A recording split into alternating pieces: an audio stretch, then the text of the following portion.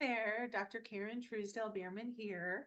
I'm super excited. I've just launched my new course. So you have ADHD now what?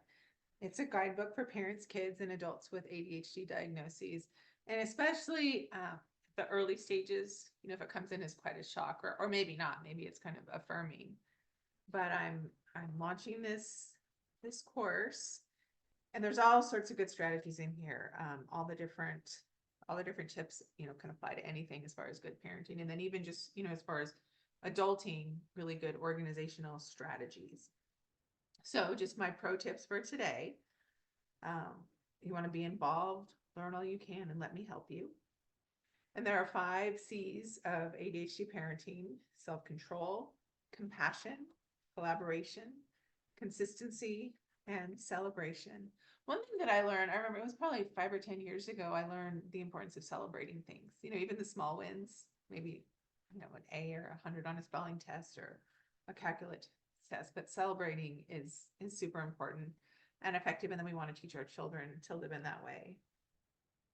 Um, ADHD affects kids kind of emotionally, like they can become frustrated, and then they can kind of act out. They can seem distracted and seem to not listen. And it may not be that they're, deliberately not listening to you. It's that they have difficulty paying attention. Or if they're hyperactive, they can be climbing up walls, fidgeting, unable to sit still. They can interrupt a lot. They can blurt out answers. They can do things without thinking, can be very, very impulsive. So some of the coping strategies that might help are just set really clear boundaries, really clear expectations, make sure everybody knows what's expected. And then kind of along the lines of celebrating, reinforce positive behaviors with immediate praise or rewards. Be clear, use enforceable consequences, such as taking away privilege, and encourage a growth mindset that they are learning. And let's say they engage in an inappropriate behavior, like okay, they're mad, hit their sister over the head with a truck.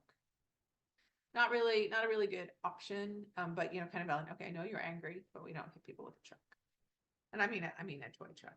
It's kind of an inflammatory example. And then along the same lines, some tips for adults: get organized, follow a routine, break big tasks down into smaller tasks, minimize distractions. Kids might need a study carrel. Maybe you need to go into work early or get up early before your family's up and get your work done. Sometimes I get up at 5 and I work on my reports because I'm naturally a morning person, but then, before everybody wakes up, you want to declutter.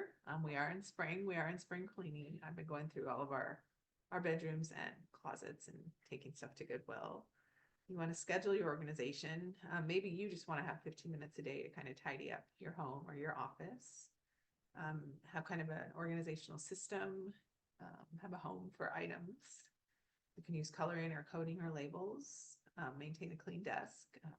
We have a little room for improvement behind me. I have some Legos in a textbook. You might want to use noise canceling headphones. Sometimes that helps people focus. Choose a quiet space and you can listen to music. And then just a few nutrition tips, eating plenty of fruits and vegetables and protein, kind of following a plant-based diet, getting in the healthy fats, like such as fatty fish, avocado, chia seeds, and flaxseed. And then having some sources of B vitamins, such as the leafy greens, the broccoli, and the chickpeas, and the omega-3 fatty acids. So those are just a few really, really quick tips. I just wanted to give kind of an overview, but I'm very excited about the content in this course. I think it applies. I think it helps all of us lifestyle wise. And then when you're in the group, you get feedback from other people in there, and say, oh, this is working for me, or this is working for my 12-year-old or my second grader. This is how we're learning spelling words. And when I do the evaluations for ADD and ADHD, usually what the most important part, other than the diagnosis, somebody needs to use it for a 504 or for accommodations, but knowing that data gives learning styles. Like, are you a visual learner? Are you an auditory learner? Do you learn by writing things down? Are you kind of more tactile or hands-on?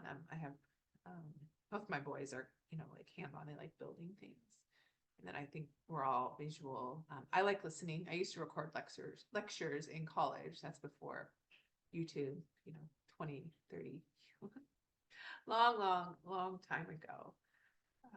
And then two more tips, like have binders to organize things. And then nutrition, have a bento box, like kind of getting back to the adult lunch bowls. But sign up, there's still time, and it's kind of rolling and asynchronous. You can get a lot out of it, and I'm super excited. I'll see you there. Bye.